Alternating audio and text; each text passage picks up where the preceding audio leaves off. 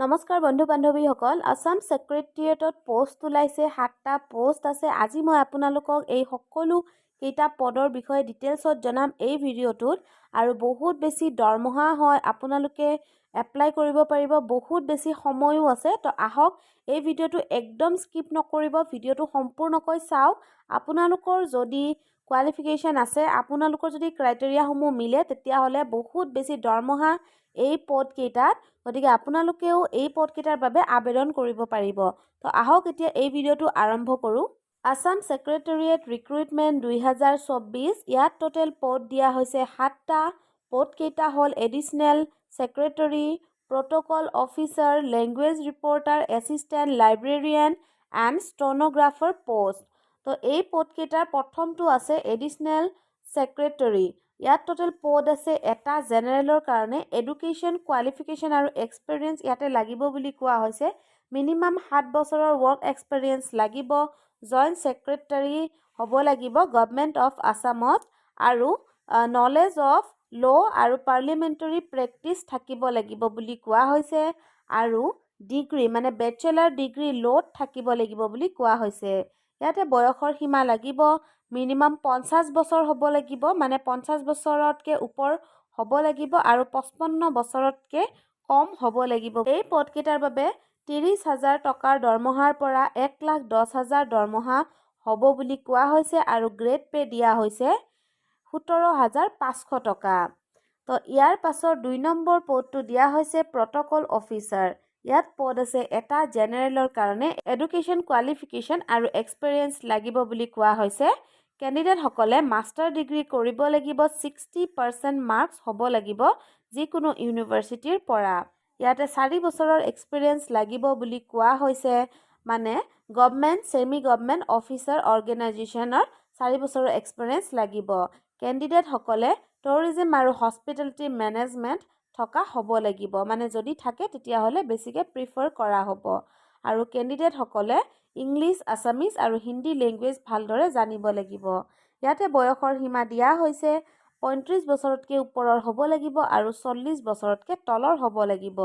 এই পদকেইটাৰ বাবে দৰমহা থাকিব 30,000ৰ পৰা 1,10,000লৈকে আৰু গ্ৰেড পে থাকিব 14,500 টকা 3 নম্বৰ পদটো দিয়া হৈছে লেংগুৱেজ ৰিপৰ্টাৰ গ্ৰেড 2 এই পোষ্টকেইটাৰ বাবে পদ আছে দুটা এডুকেশ্যন কোৱালিফিকেশ্যন ইয়াতে লাগিব বুলি কোৱা হৈছে বেচেলাৰ ডিগ্ৰী থাকিব লাগিব আৰ্টছ ছায়েন্স নাইবা কমাৰ্চৰ পৰা যিকোনো ইউনিভাৰ্চিটিৰ পৰা আৰু ইয়াতে কেণ্ডিডেটসকলে স্পীড টেষ্ট মানে আপোনালোকৰ কম্পিউটাৰ টাইপিঙত টেষ্ট থাকিব মানে এ ৱৰ্ড পাৰ মিনিট মানে 1 মিনিটত আপোনালোকে 100টা ৱৰ্ড লিখিব পাৰিব লাগিব কম্পিউটাৰত আৰু অসমীয়াত লাগিব 1 মিনিটত 80টাকৈ শব্দ লিখিব পাৰিব লাগিব কেণ্ডিডেটসকলে কম্পিউটাৰৰ ডিটিপি নলেজ মানে অসমীয়াৰ ডিটিপি নলেজটো থাকিব লাগিব বুলি কোৱা হৈছে বয়সৰ সীমা ইয়াতে দিয়া হৈছে 21 বছৰৰকৈ ওপৰ হ'ব লাগিব আৰু 38 বছৰতকৈ তলৰ হ'ব লাগিব ইয়াতে দৰমহা দিব বুলি কোৱা হৈছে 22,000 টকাৰ পৰা 97,000 টকালৈকে আৰু গ্ৰেড পে থাকিব 9,400 টকা 4 নম্বৰ পদটো দিয়া হৈছে এছিষ্টেণ্ট লাইব্ৰেৰিয়ান ইয়াত টোটেল পদ আছে এটা জেনেৰেলৰ কাৰণে এডুকেশ্যন কোৱালিফিকেশ্যন ইয়াতে লাগিব বেচেলাৰ ডিগ্ৰী থাকিব লাগিব লাইব্ৰেৰী ছায়েন্সত যিকোনো ইউনিভাৰ্চিটিৰ পৰা আৰু 5 বছৰৰ ৱৰ্ক এক্সপিৰিয়েঞ্চ থাকিব লাগিব বুলি কোৱা হৈছে লাইব্ৰেৰী কৰা ইয়াতে বয়সৰ সীমা দিয়া হৈছে 21 বছৰৰ ওপৰ হ'ব লাগিব আৰু 38 বছৰতকৈ তলৰ হ'ব লাগিব আৰু ইয়াতে দৰমহা দিব বুলি কোৱা হৈছে 14,000 টকাৰ পৰা 70,000 টকালৈকে আৰু গ্ৰেড পে থাকিব 8,700 টকা 5 নম্বৰ পদটো দিয়া হৈছে ষ্টেনোগ্ৰাফাৰ গ্ৰেড 3 ইংলিছ ইয়াতে পদ আছে দুটা জেনেৰেলৰ কাৰণে এটা আৰু STPৰ কাৰণে এটা এডুকেশ্যন কোৱালিফিকেশ্যন ইয়াতে লাগিব বুলি কোৱা হৈছে কেণ্ডিডেটসকলে আৰ্টছ ছায়েন্স নাইবা কমাৰ্চত বেচেলাৰ ডিগ্ৰী থাকিব লাগিব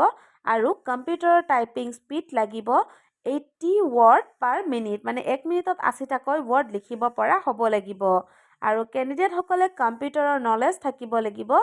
ইংলিছত মানে ইংলিছ লেংগুৱেজত ভাল কম্পিউটাৰ নলেজ থাকিব লাগিব ইয়াতে বয়সৰ সীমা দিয়া হৈছে 21 বছৰতকৈ ওপৰ হ'ব লাগিব আৰু 38 বছৰতকৈ তলৰ হ'ব লাগিব বুলি কোৱা হৈছে আৰু ইয়াতে এজ ৰিলেক্সেশ্যনো থাকিব 5 বছৰৰ এজ ৰিলেক্সেশ্যন থাকিব STৰ কেণ্ডিডেটসকলে মানে 43 বছৰলৈকে এপ্লাই কৰিব পাৰিব STৰ কেণ্ডিডেটসকলে। এই পদকেইটাৰ বাবে দৰমহা দিব বুলি কোৱা হৈছে 14,000 টকাৰ পৰা 70,000 টকালৈকে আৰু গ্ৰেড পে থাকিব 8,700 টকা। এই পদকেইটাৰ বাবে আবেদন আপোনালোকে কিদৰে কৰিব সেইটো ইয়াতে দিয়া হৈছে। আপোনালোকে আছাম ছেক্ৰেটেৰিয়েট ৰিক্ৰুইটমেণ্ট পৰ্টেলত যাব লাগিব। এইটো ইম্পৰ্টেণ্ট ৱেব লিংকছটোত যাব লাগিব। তাৰ পাছত আপোনালোকে অনলাইন এপ্লিকেশ্যন ফৰ্মত লিংকটোত ক্লিক কৰিব। এপ্লিকেশ্যন ফৰ্মখন ফিল আপ কৰি পাৰ্চনেল আৰু এডুকেশ্যনেল যিবোৰ ডকুমেণ্টছ আছে সেই ডকুমেণ্টছবোৰ আপলোড কৰি দিব। পাছপৰ্ট চাইজ ফটোগ্ৰাফ, ছিগনেচাৰ আৰু যি বাকী ডকুমেণ্টছ লাগে সকলোবোৰ ছাবমিট কৰি দিব। তাৰ পাছত